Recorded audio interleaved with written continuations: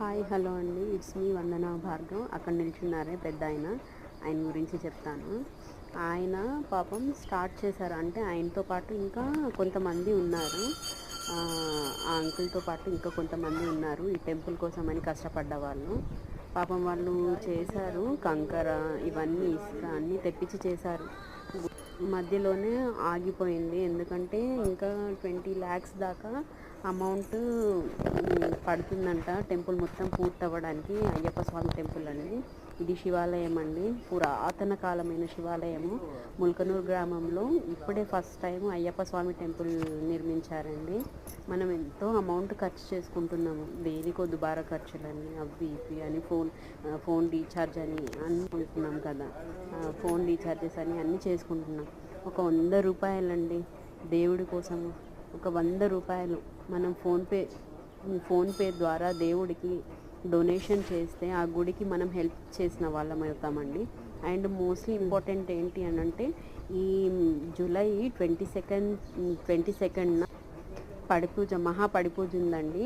Night 7:30కి వచ్చే వాళ్ళు ఉంటే రావచ్చు టెంపుల్కి. అండ్ ప్లీజ్ అండి, నా తరపున అయ్యప్ప స్వామి గురించి అయినా కూడా, దేవుడి గురించి అయినా కూడా మనం పుణ్యం మూట కట్టుకుందామండి. ఒక 100 రూపాయలు ఫోన్పే, ఒక్కొక్కరు మీరు 100 రూపాయలు ఫోన్పే చేస్తే, మీరు షేర్ చేసిన మనం ఎంతో కొంత, అంత మనము 20 లక్షలు అంటే ఎవ్వరము చేయలేము కదండి.